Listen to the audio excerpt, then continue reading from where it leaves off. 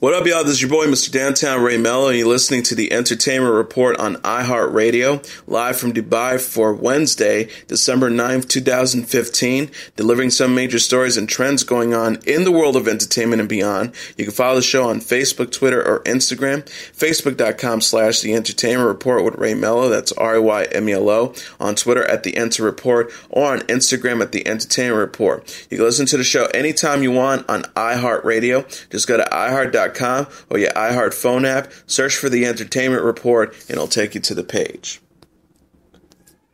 Donald Trump continues to stand by his plan to ban Muslim immigrants from the United States in an interview with ABC News on Tuesday. The GOP presidential candidate sat down with Barbara Walters for an on-camera interview that aired during World News Tonight, in which he said that he is, quote, the worst thing that has ever happened to ISIS. When asked by Walters if he is a bigot, Trump strongly disagreed. He said, not at all, probably the least of anybody you'll ever meet. I have common sense. I know how to run things. Trump stirred controversy earlier this week when he called for a total and complete shutdown of Muslims entering the country. A statement posted to his campaign website on Monday cited great hatred towards Americans by large segments of the Muslim population. The presidential hopeful immediately received backlash for the plan, with other candidates denouncing the idea entirely, including his fellow members of the Republican Party. Jeb Bush wrote on Twitter, Donald Trump is unhinged. His policy proposals are not serious. The real estate mogul brushed off the criticism, saying that the other candidates were simply seeking publicity. He claimed, when I came out against illegal immigration, everybody thought the same thing. 2 weeks later, everybody was on my side. Reiterating his previous statements, Trump told Walters that the ban would only be temporary. He said, it's short term, let our country get its act together. He continued by saying, there are people who have tremendously bad intentions. We have to be tough, we have to be smart, and we have to be vigilant. The co-host of The View on Tuesday came out strongly against Donald Trump's plan for a total and complete shutdown of Muslims entering the United States. Candace Cameron Burke said, as a Christian, I will always fight for religious freedoms, but as a Christian, we have to fight for all religious freedoms. Listen, if the government can't shut down one group, they can shut down all the groups. So if you shut down a mosque, you can just as easily shut down a church, a synagogue, any place, so think about it. Co-host Whoopi Goldberg then recalled the words of Pastor Martin Niemöller, who famously wrote, then they came for the Jews, and I did not speak out, an indictment of people's failure to stop the rise of Adolf Hitler and the Nazi Party. Goldberg continued by saying, listen, this is still America. You know, I know that y'all were applauding him. You love him out there wherever he talks, but this is still America, and you're not going to win this. Co-host Joy Behar then wondered aloud if Trump is really serious about running and recalls an encounter she claims to have with him last month in New York City. She said, when I saw him at the Adele concert, I said, do you really want to do this, Donald? And he said, can you believe the polls? He's fascinated with the fact that people are in love with him. He talks about the thousands who came to see him. It's a narcissistic disorder. Goldberg said of Trump's speech announcing the plan, what is sad to me that everything are the folks that were there cheering. Everybody has fought to make their place in the sun, and to suddenly come out with this kind of BS rhetoric that I thought was gone after people got beaten in Alabama. I thought we were ahead of this, and it just broke my heart to see that we are still pissing in the wind. And the author of the best-selling Harry Potter series has become one of Donald Trump's latest critics after he called for a total and complete shutdown of Muslims entering the United States. Rowling tweeted Tuesday with the link to Trump's statement, how horrible. Voldemort was nowhere near as bad. Voldemort is also referred to as the Dark Wizard, and many consider him one of the biggest villains of all. After all, his mission is to rid the wizarding world of non-magical muggles and to kill the beloved Harry Potter. On Tuesday, Trump doubled down on his call for a temporary ban on Muslims entering the U.S., telling multiple morning shows he is more concerned with protecting the U.S. than being politically correct. Trump told CNN's Chris Cuomo regarding the need to ban Muslims from entering the U.S., you're going to have to make more World Trade Centers until our current leaders figure out how to solve the problem of radical Islamic terrorism. The GOP's candidate increasingly aggressive rhetoric has drawn a sharp response both from his Republican rivals as well as Democrats. Director Spike Lee compared the GOP frontrunner to Hitler. He said, but you know what Trump's saying. They're thinking about it. And he wants to close down mosques now. That's like the Nazis. That's like Hitler, Mussolini, the Axis powers. You can't do that. In a related story, the Wizarding World of Harry Potter is set to open at Universal Studios Hollywood on April 7th, the theme park announced Tuesday. The news release said, more than 5 years in the making, inspired by J.K. Rowling's compelling stories and characters that were brought to life in the Warner Brothers films, the Wizarding World of Harry Potter is being masterfully recreated with impeccable details as the real-world interpretations at Universal Studios Hollywood. The land will be faithful to the visual landscape of the fiction and films, including Hogwarts Castle, which will serve as its iconic focal point. Hogsmeade will bustle to life with the same validity as a quaint local village, merchants hard at work, a train conductor welcoming new arrivals, and a pub packed to the gills with hungry patrons, but with the added element of enthusiastic guests intent on experiencing them all, including the land's signature ride Harry Potter and the Forbidden Journey and the family outdoor coaster Flight of the Hippogriff. Food mentioned in the books and movies will be sold at the Three Broomsticks in Hogshead, and visitors may shop at iconic venues at the location, such as Honeyduke's, Ollivander's, Owl Post, Zonko's Joke Shop, Wise Acres Wizarding Equipment, Deverish and Bangs, Galrag's Wizardwear, and Filch's Epirarium of Confiscated Goods. Florida's Universal Studios and Islands of Adventure theme parks already have their own wildly popular version of the Wizarding World of Harry Potter, where guests may travel between the two sections aboard the Hogwarts Express. Kim Kardashian's difficult pregnancy reportedly influenced son Saint West's name.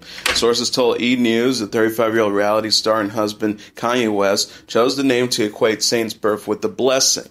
Another insider told the website the newborn doesn't have a middle name like his sister Northwest. Kardashian West welcomed Saint on December 5th and announced his name on December 7th. The reality star struggled to conceive her son for months and experienced difficulties once she was pregnant, just as the baby boy being breached or turned the wrong way before birth. She admitted in November, every medical issue that you could probably have, I feel like I get, and I worry so much about it. Khloe Kardashian gave an update on the mother of two on her website Monday. She told fans in a live stream, my little nephew was born. He is so cute and perfect. I love him, and mommy and daddy are doing fantastic.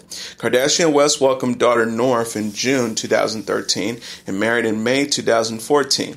The reality star surprised mom Kris Jenner by alluding to wanting a third child on Sunday's episode of E's series Keeping Up with the Kardashians. In a related story, Kourtney Kardashian launched her website and app Monday, nearly 3 months after sisters Kim and Khloe debuted their own sites. The 36-year-old reality star announced the news on social media, telling fans she is so excited for you guys to see what I've been up to. Kardashian explained her site would differ from her sisters in that she plans to post most of the week's content at once on a regular basis, not sporadically. Her site will focus on motherhood, interior design, and her other interests. Half-sisters Kendall Jenner and Kylie Jenner also have their own sites. Kardashian and her family continue to star in E's series Keeping Up with the Kardashians, which airs Sundays at 9 p.m. Eastern Standard Time. She and ex-partner Scott Disick share 5-year-old Mason, 3-year-old Penelope, and 1-year-old Rain, and recently reunited over Thanksgiving.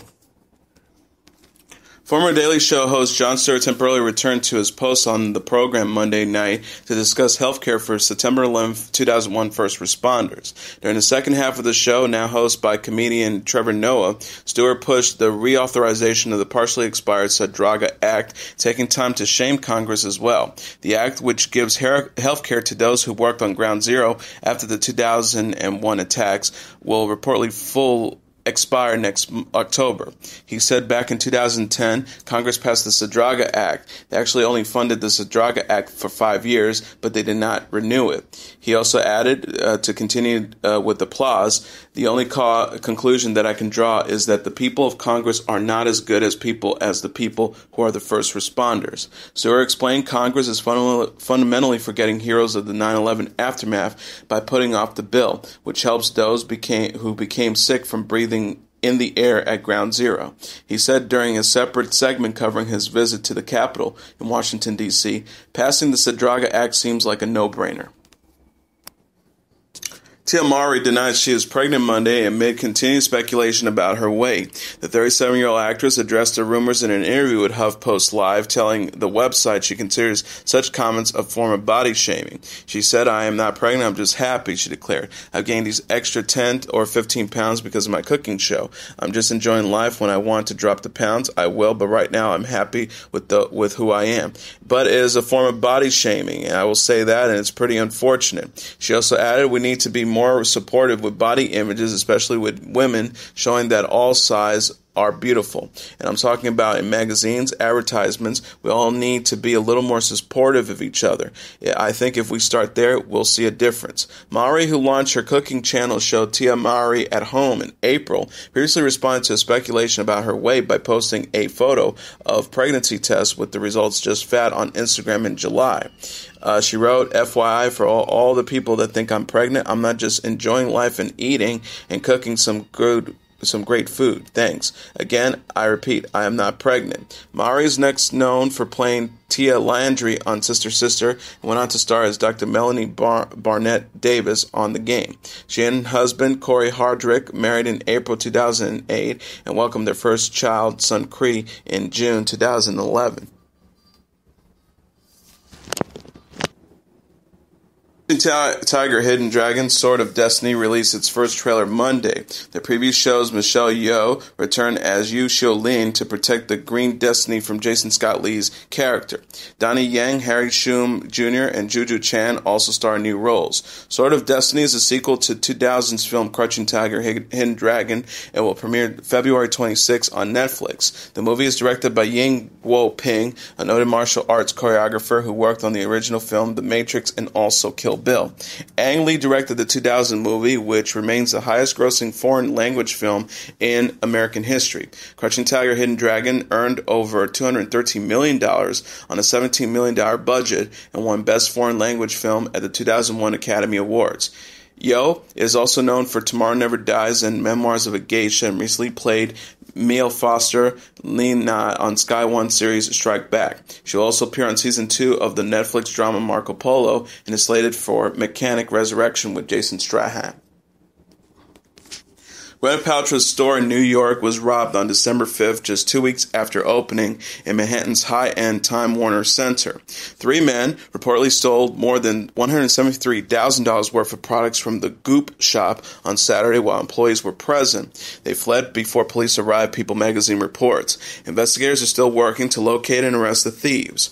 Goop said in a statement there was an isolated incident Saturday afternoon involving a very limited number of items, which was reported to the NYPD. The New York City Goop shop, called Goop Market, was the first of Paltrow's shops to collaborate with a major designer, Valentino. The store opened in the Time Warner Center on Columbus Circle on November 23rd. Paltrow also has Goop shops in Los Angeles, Dallas, and Chicago.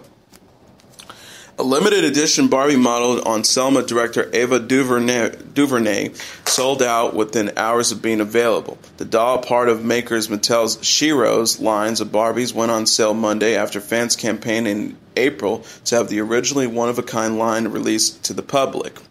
The company said in a statement in April, embodying the empowerment message the brand stands behind Barbie is honoring these sheroes who, like Barbie, have broken boundaries, challenged gender norms, and proven girls can be anything they want to be. Other inspirational women represented by the line include actress Emily Runsom, Kristen Chenoweth, singer Trisha Yearwood, 5-year-old designer Sydney Mayhem Kaiser, and fashion editor Eva Chen. Mattel tweeted Monday next to the photo of the doll, "Our ad Ava ETC, hashtag Barbie dolls here, get yours on thebarbiecollection.com at 10 a.m. Hashtag Shiro, hashtag you can be anything." Fans rushed to the Barbie Collection website to purchase DuVernay's doll before the company directed buyers over to Amazon, where it's also quickly sold out. By Tuesday, the collector's item, originally placed at $65, was already being offered for $350 on eBay.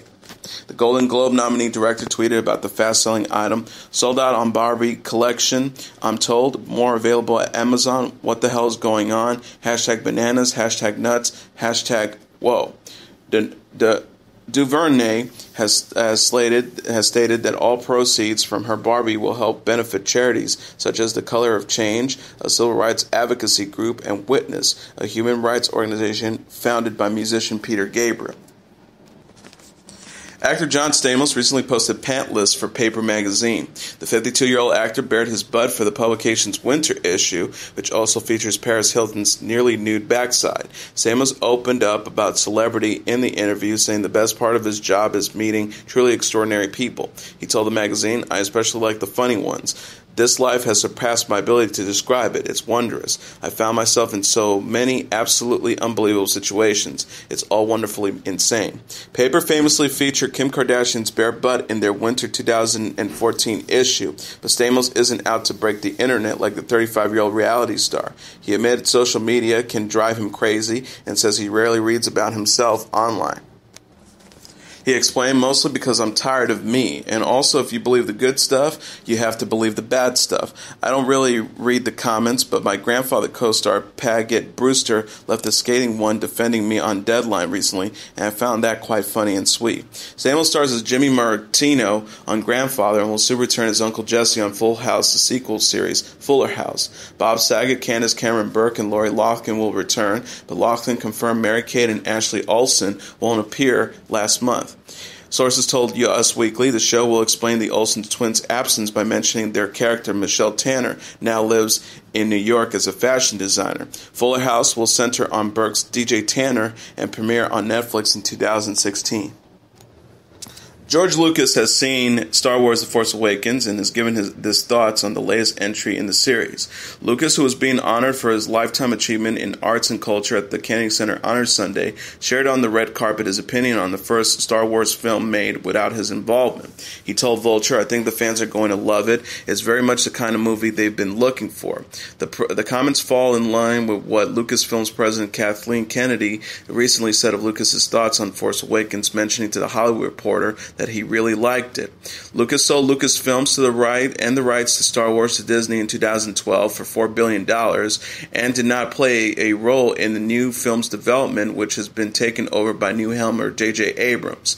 In an interview with CBS in November, the filmmaker said he submitted ideas for new films, but that ultimately they looked at the story and they said, "We want to make something for the fans." He said, "People don't actually realize it's actually a soap opera and it's all about family problems. It's not about spaceships." So they decided they didn't want to use those stories. They decided they were going to do their own thing. So I decided, fine, I'll go my way, and I let them go their way. Lucas continued.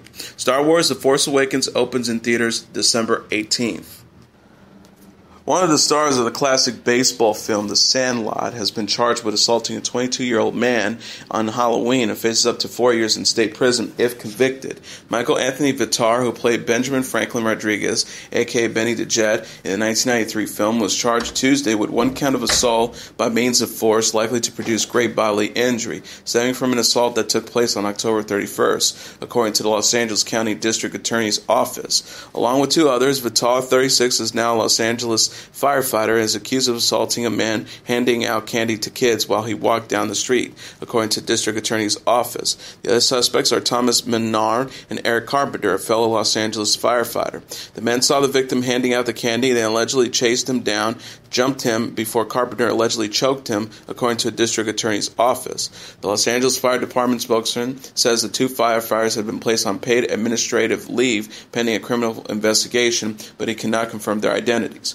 If convicted, Carpenter charges with personally inflicting great bodily injury, facing up to 7 years in state prison, according to District Attorney's Office. Vitar and Monar face up to 4 years each in state prison. The three are scheduled to appear in court in January 21st, 2016. Alicia Vikander and Michael Fassbender have been added to the list of honorees at this year's Palm Springs International Film Festival. Vikander, for her supporting role in The Danish Girl, will receive the festival's Rising Star Award, while Fassbender will be presented with the Male International Star Award for her starring role in Steve Jobs. The two performers join previously announced 2016 award winners director Timothy McCarthy, Brie Larson, Johnny Depp, Cate Blanchett, and Saoirse Ronan. The festival's chairman, Harold Matzner, said of the Rising Star award winner, Variety reports. In The Danish Girl, Alicia Vikander delivers a superb performance as Gerda Wagner, the wife of the transgender pioneer Lily Ebbe. She projects so much love and pain as she goes on a journey with Lily during an era where there was no precedent for it. Gerda's own transformation as a character speaks to the story themes of courage and self-acceptance. A Fassbender Massner said in a press release the actor has brought to life riveting performances on the screen in films such as Hunger, Shame, 12 Years a Slave, Inglourious Basterds, and Prometheus. In his latest film, Steve Jobs, Fassbender delivers another stunning performance of subtlety and power, presenting the Apple co-founder as both witty and engaging person and as a conflicted Machiavellian. For his masterful performance in this film, we are honored to present Michael Fassbender with the 2016 International Star Award actor, he added. So Saoirse Ronan was previously announced as the 2016 recipient of the Female International Star Award. The 27th Annual Palm Springs International Film Festival Awards Gala will be hosted by Mary Hart on January 2nd. Scott Weiland's ex-wife has shared a poignant and, at times, dark essay on the late Stone Temple Pilots frontman, which lifts the lid on the spiral nature of his multiple illnesses in the years prior to his death. Weiland, who fronted the Stone Temple Pilots and Velvet Revolver, died Friday in his tour bus at the age of 48. His lung suffered from substance abuse issues. Writing in Rolling Stone's Mary Frostberg, Weiland tells of the singer's troubled life, of love and disappointment, and of the damaged family members he left behind. It's not a rock and roll story to celebrate, she explains. December 3rd, 2015 is not the day Scott Weiland died. It is the official day the public will use to mourn him, and it was the last day he could be propped up in front of a microphone for the financial benefits of enjoyment of others. She also wrote, "The outpouring of condolences and prayers offered to our children Noah and Lucy has been overwhelming, appreciative, and even comforting. But the truth is, like so many other kids, they lost their father years ago. What they truly lost on December 3rd was hope." Mary explains that spending so many years immersed in Scott's multiple illnesses led her to her own depression. At one point she notes, "I was misdiagnosed as bipolar. I fear the same would happen to my children." Scott and Mary's children, Noah 15 and Lucy 13, helped pen the essay. The message concludes with a warning to others to choose a different path. "Our hope for Scott has died, but there is still hope for others. Let's choose to make this the first time we don't glorify this tragedy with talks of rock and roll and the demons that, by the way, don't have to come with it. Skip the depressing t-shirt with the 1967 to 2015 on it. Use the money to take a kid out to a ball game or get some ice cream." Oscar winner Jared Leto apologized Monday after he was seen dissing Taylor Swift and her latest record in a video. The Suicide Squad actor and 30 Seconds to Mars frontman took to Twitter to get his message to fans after the video, uploaded by TMZ, caused an uproar on social media.